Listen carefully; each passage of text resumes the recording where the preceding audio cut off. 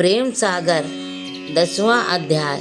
भगवान श्री कृष्ण का ओखल से बांधा जाना। एक दिन दही मथने की बिरिया जान भोर ही नंद जी उठी और सब गोपियों को जगाए बुलाए वे आए घर। झाड़ बुहार लीप पोत कर अपनी अपनी मथनियाँ ले दधि मथने लगी। वहाँ नंद महर भी एक बड़ा सा कोरा इड़ुए पर रख चौकी बिछा नेत की और रई मंगाए टटकी टटकी दहेड़िया बाछ बाछ राम कृष्ण के लिए बिलोमन बैठी। उस समय नंद के घर ऐसा शब्द दही मथने का हो रहा था कि मेघ गरजता हो। इतने श्री कृष्ण जागे, रो रो कर मैया मैया का पुकारा। किसी ने सुना तब आप ही यशोदा के निकट आए, आंखें डबडबाए अनमने हो सिसक सिसक कर तुतलाए तुतलाए कहने लगे, माँ तुझे कई बेर बुलाए पर मुझे कलेवा देने न आई। तेरा काज अब तक नहीं निपटा।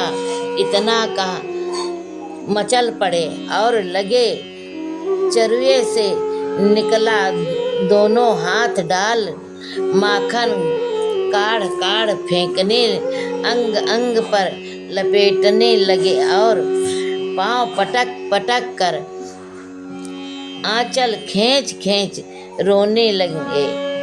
तब नंद जी घबराए झुलझुलाए के बोली, बेटा यह क्या चाल निकाली है। निदान यशोदा ने फुसलाए प्यार से मुंह चूम गोद में उठा लिया और दधि माखन रोटी खाने को दिया। हरि हंस हंस खाते थे। नंद महर आंचल की ओट किए खिला रही थी, इसीलिए कि किसी की दीठ नजर न लगे।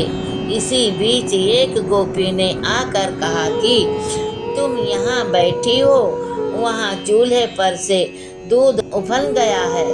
यह सुनते ही झट कृष्ण को गोद से उतार उठ धाई और जाके दूध बचाया।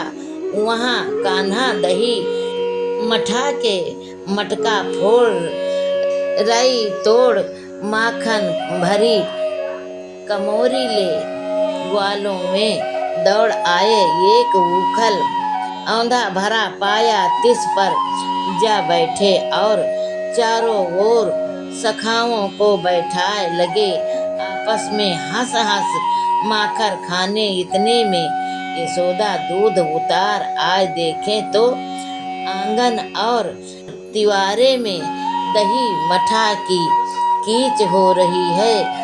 तब सोच समझ हाथ में छड़ी ले निकली और ढूंढती ढूंढती वहाँ आई जहाँ श्री कृष्ण मंडली बनाए माखन खाए खिलाए रहे थे।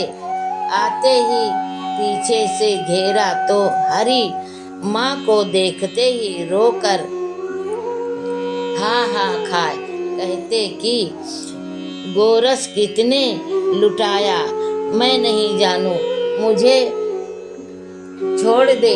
ऐसे दीन वचन सुन यशोदा हंसकर हाथ से छड़ी फेंक दी और आनंद से मग्न हो गोरस के कंठ लगाया। श्री कृष्ण को ओखल से बांधने लगी।